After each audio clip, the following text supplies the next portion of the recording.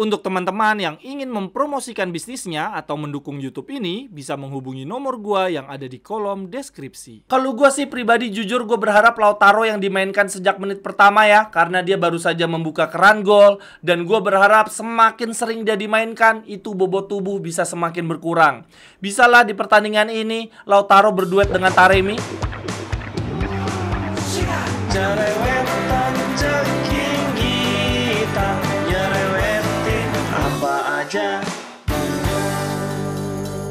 Teman-teman, yang sedang kalian saksikan saat ini adalah Cerewetin Inter. Apa kabar teman-teman semua? Semoga dalam keadaan sehat.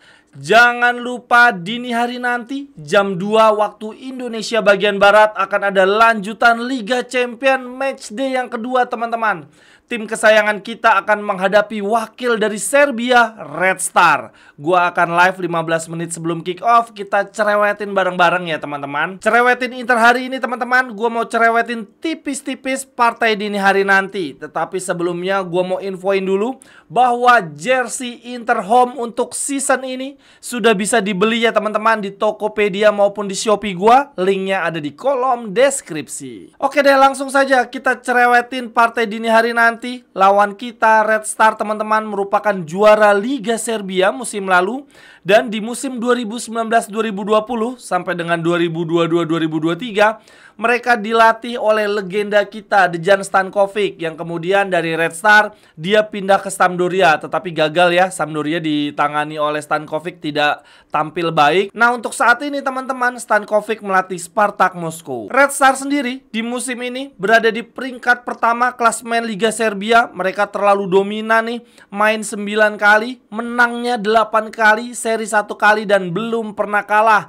Poinnya 25. Akan tetapi ketika berbicara di level kompetisi yang lebih tinggi seperti Liga Champion, Red Star bukan termasuk tim kuat ya. Ini di matchday pertama Liga Champion mereka kalah dari Benfica di kandang sendiri dengan skor 1-2. Lalu untuk key player dari Red Star teman-teman, mereka punya 2 penyerang yang sangat subur. Top skor mereka saat ini ya, yaitu Sheriff Ndiaye dengan total 7 gol. Lalu mereka punya penyerang juga namanya Bruno Duarte dengan total 5 gol. Kedua penyerang ini sama-sama subur dan penyumbang gol terbanyak bagi klub, tetapi mereka bukanlah penyerang yang dimainkan bersamaan. Mereka bukan duet teman-teman, karena pada dasarnya skema permainan dari Red Star menggunakan satu penyerang, yaitu formasi 4-2-3-1 ataupun 4-3-3. Nah, untuk Ndiaye maupun Duarte mereka ini dimainkan bergantian ya untuk mengisi posisi penyerang tengah, bukan dimainkan bersamaan, tetapi keduanya setiap kali dimainkan sama-sama subur. Lalu kemudian untuk dari sisi penyuplai bola ya, dari sisi top assist, sebetulnya Red Star punya pemain andalan dari Korea Selatan namanya Byung Hwang,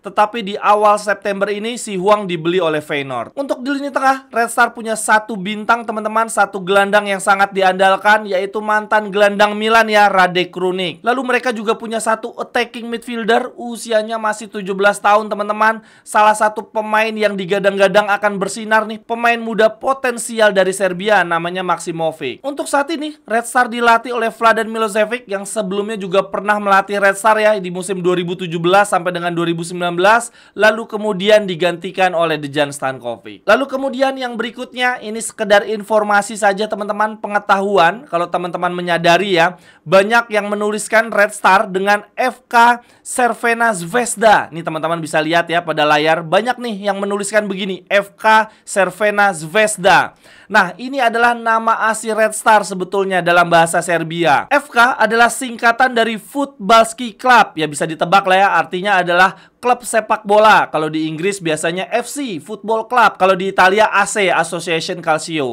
Nah, FK Crvena Zvezda karena dirasa sulit ya diucapkan oleh umum, sehingga di dunia internasional digunakan istilah dalam bahasa Inggris, yaitu Red Star Belgrade. Red Star ini adalah terjemahan dari Crvena Zvezda, bintang merah.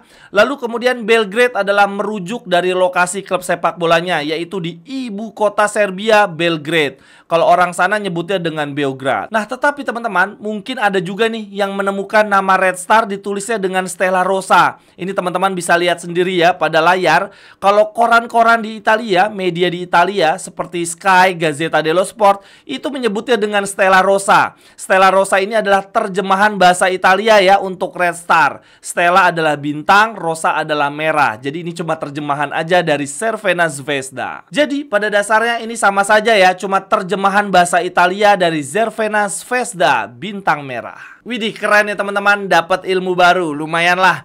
Oke, sekarang kita langsung lihat saja prediksi line up versi Gazzetta dan Sky Sport. Ini ada perbedaan formasi. Kalau menurut Gazzetta, Red Star akan bermain dengan formasi 4-2-3-1. Sedangkan menurut Sky akan bermain dengan formasi 4-3-3. Tetapi pada dasarnya ini sama saja tergantung situasi di lapangan. Formasi basic mereka adalah menggunakan satu penyerang tengah yang diapit oleh dua penyerang sayap yang sangat aktif, lalu ditopang oleh tiga gelandang tengah. Untuk di lini belakang, mereka selalu menggunakan formasi 4 back ya, dengan dua fullback yang aktif membantu serangan. Nah, lalu yang membedakan lagi antara prediksi Gazzetta dan Red Star adalah siapa nih penyerang tengah yang akan dimainkan sejak menit pertama. Kalau menurut Gazzetta, yang dimainkan adalah Ndiaye. Lalu kalau menurut Sky Sport, yang dimainkan sejak menit pertama adalah Duarte. Seperti yang gue bilang di awal ya teman-teman, kedua penyerang tengah ini sama-sama subur dan dipasang bergantian. Yang membedakan adalah karakter bermainnya. Untuk Ndiaye teman-teman, tinggi dia 190.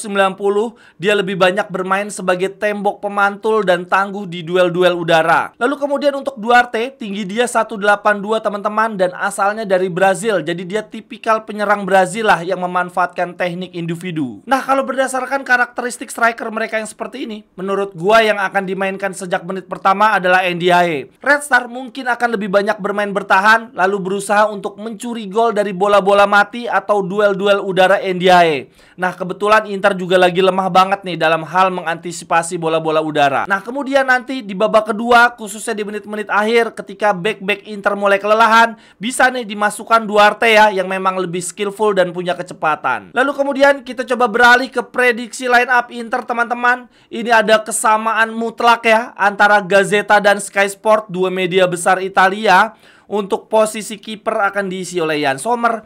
Trio center back tidak ada Acerbi teman-teman, diisinya oleh Pavard, De Vrij, dan Bastoni. Nah, yang agak mengkhawatirkan adalah prediksi di lini tengah teman-teman. Ada Dumfries, Zelinski, Calhanoglu, Mkhitaryan, kemudian Augusto. Kok bisa-bisanya ada Mkhitaryan ya? Padahal 3 hari sebelumnya ketika lawan Udinese, Mkhitaryan main 90 menit loh. Ini gila juga sih Inzaghi kalau sampai menurunkan Mkhitaryan sejak menit pertama. Kenapa nggak Fratesi? Kemudian yang tidak kalah menarik tentu saja prediksi duet di lini depan, yaitu Taremi dan Arnaud Taufik loh. Baik Sky maupun Gazzetta memprediksi tidak ada Lautaro Thuram sejak menit pertama. Kalau gue sih pribadi jujur gue berharap Lautaro yang dimainkan sejak menit pertama ya, karena dia baru saja membuka keran gol. Dan gue berharap semakin sering dia dimainkan, itu bobot tubuh bisa semakin berkurang.